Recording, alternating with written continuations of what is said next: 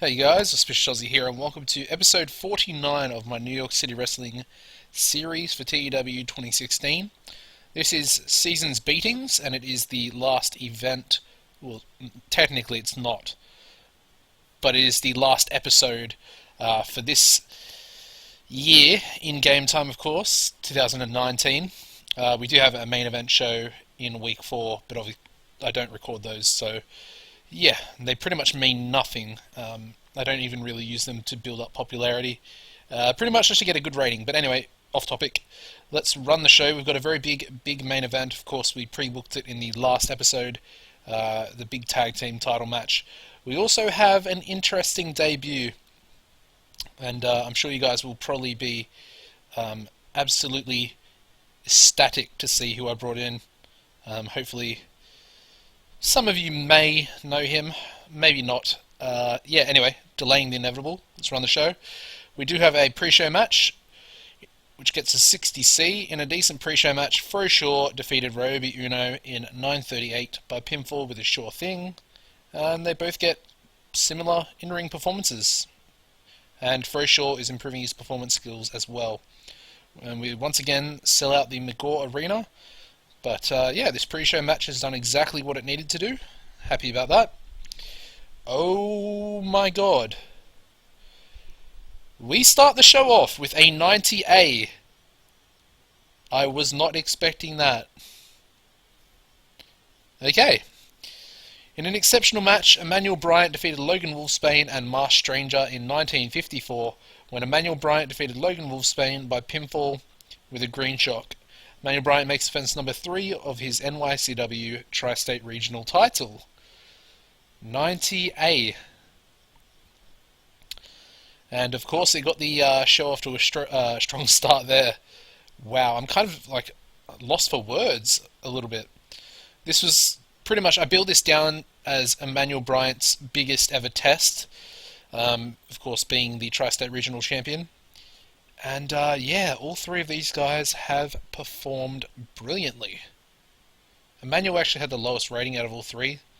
Logan Wolfsbane is improving in performance skills. Hopefully that's his psychology he's getting from Bryant there, who is obviously a B+ in psychology after utilizing Steve Flash's mentoring abilities. But yeah, a 90A to start the show. Awesome. After that, we have an 87B+. It's a celebration angle. Yeah, Emmanuel Bryant goes out into the crowd after the match to celebrate with the people in attendance. And yeah, pretty much everyone realized what a big match this was for Emmanuel, himself included. And he's very, very happy to have won, clearly, by him celebrating with the crowd. Oh my god, okay. I wasn't expecting this to do as well as it has. 93A. What is happening? In an exceptional match, Spencer Spade defeated Ross Henry in 30 minutes 22 seconds by pinfall with a Supreme Stunner, following interference from Bret Heartbreak. During the match, we also had Seth Whitehead run in and attack Henry. And apparently Ross Henry and Spencer Spade have great chemistry, which is awesome because he also has the good chemistry with Ernest Youngman as well. Of course, it's suffered from the lack of selling, but you pretty much got to expect that with Ross. I think he's only got 33E+ that we looked at last episode.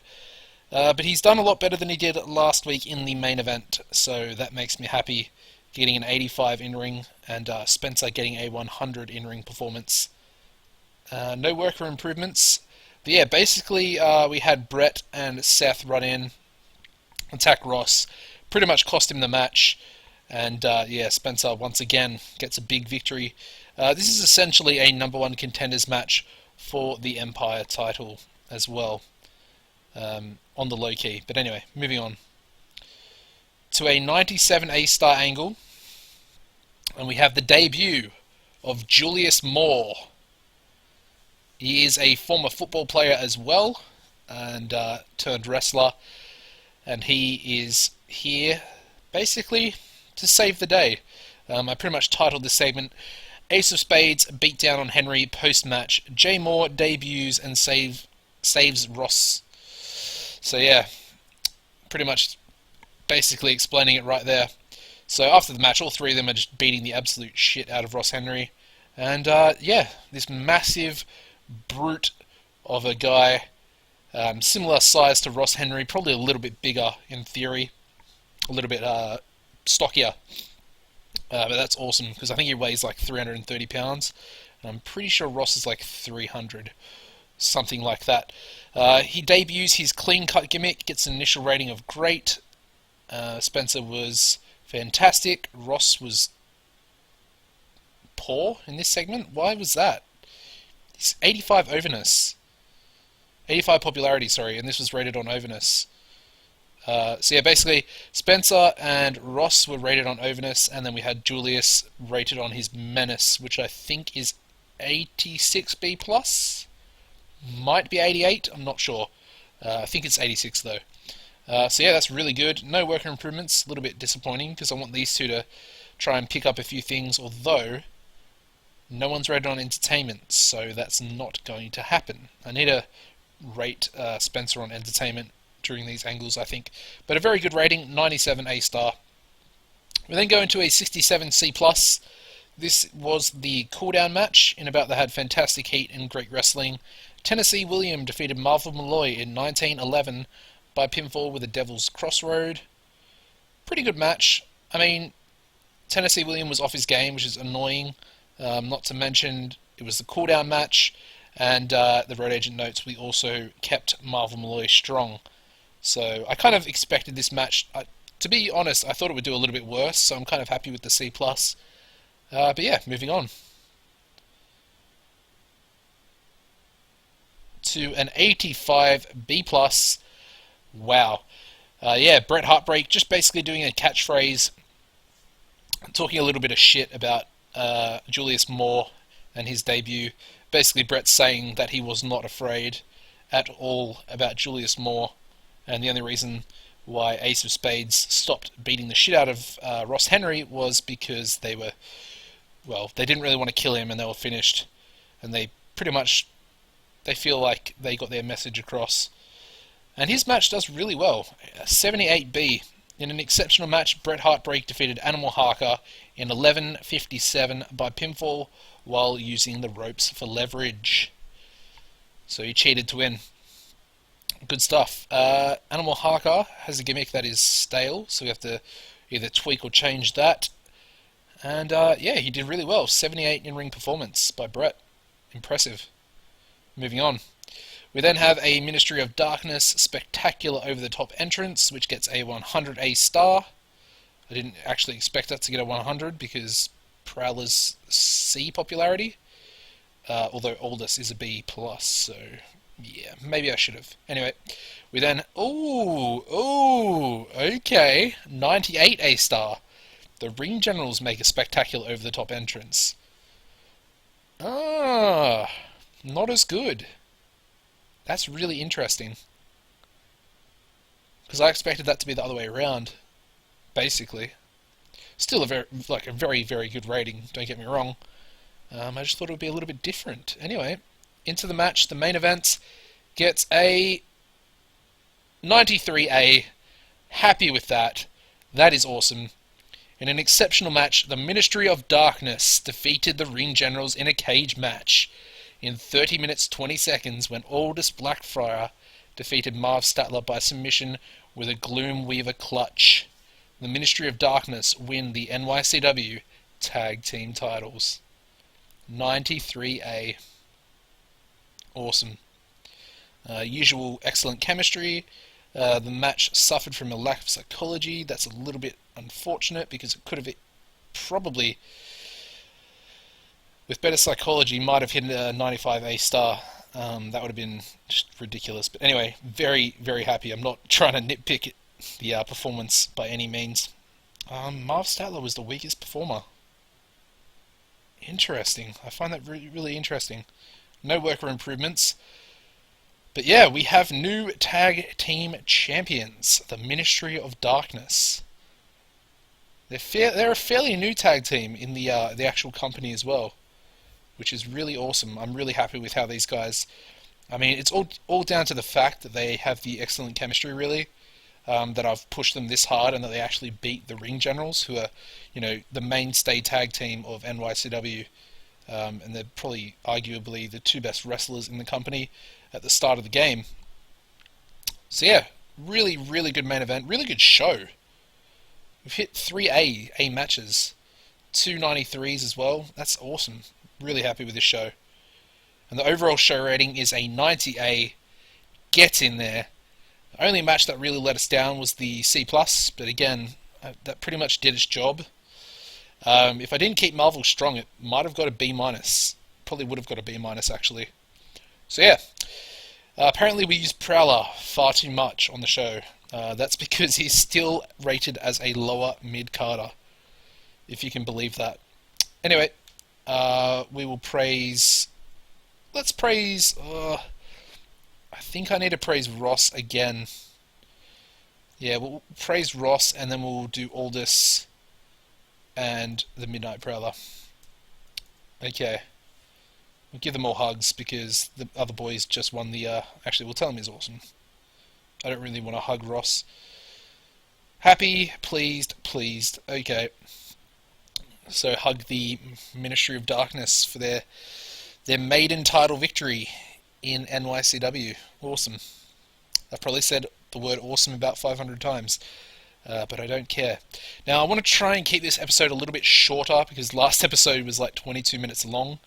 So we're going to have a look at the titles very quickly. Dean is still the Empire Champion.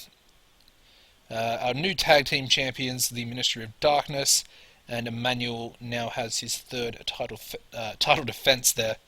Having a look at the size. I'm speaking a little bit too fast. I think I'm a little bit too excited from that show. But we're still the same, I believe. 47 and 48. 48 popularity and 47 importance. Have a look at the roster. We've got to look at Aldous and Midnight Prowler. Just have a look at their stats very quickly as well. Okay. 89A for Aldous, who's up 8 points from last week. That's awesome. That is awesome. What about Prowler? Come on. B-. Yes! Yes! Awesome.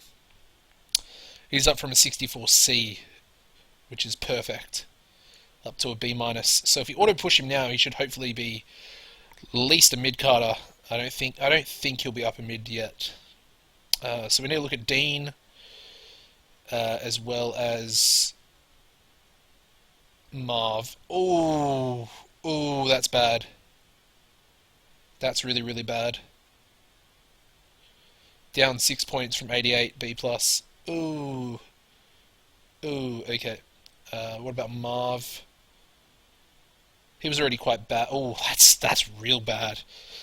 Yeah, he was a 72 last week. I think I mentioned that I was quite happy with that being up, and he's now dropped from a 72 to a 64. He's dropped 8 points from taking the loss in that match. Interesting. We're going to have to do a little bit of work. Let's give an auto push here. Let's also have a look at Julius Moore, because he just made his debut. So yeah, he debuted as an upper mid-carder on the roster, which is pretty cool. He's got some okay stats. 88 menace, I was wrong. It was 88. It's very, very similar to Ross, but better, I believe. He's got a little bit more in the ring. The brawling's pretty much the same. He's a bit better at hardcore, and he's got a bit of flashiness about him. The stamina's a little bit low. That's a little bit of a worry, but that's okay.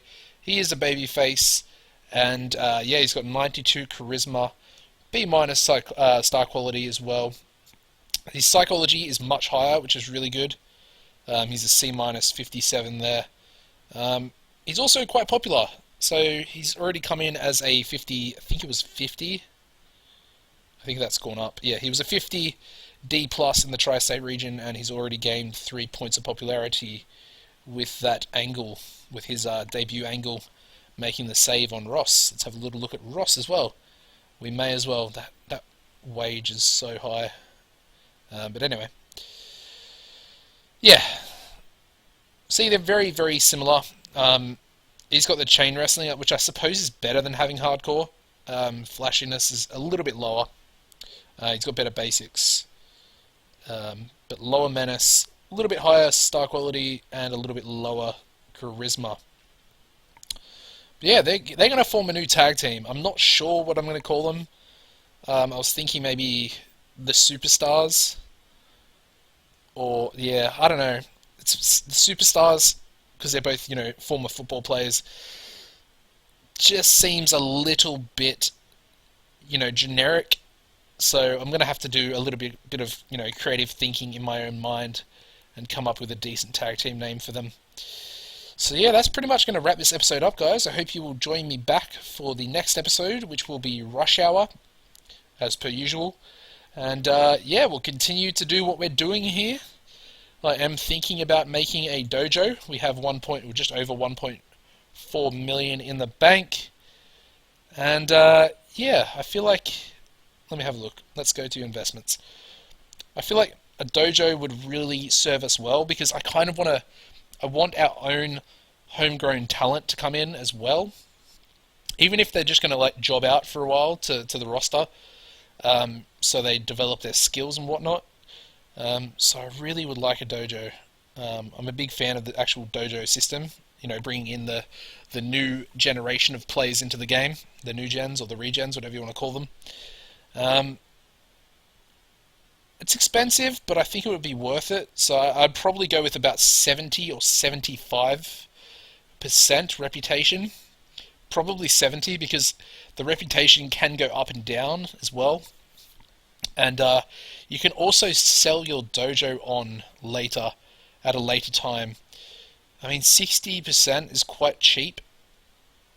Quite a bit, it's what, 140, 150,000 cheaper. So maybe we do 60. I don't know. I'm a little bit undecided. I will probably decide it on the next episode, after the next episode. So yeah. Anyway, thank you for watching, guys. I hope you have enjoyed. Don't forget to drop a like and subscribe if you're a new viewer or you aren't subscribed already. Take it easy, and I'll see you next time. Goodbye, guys.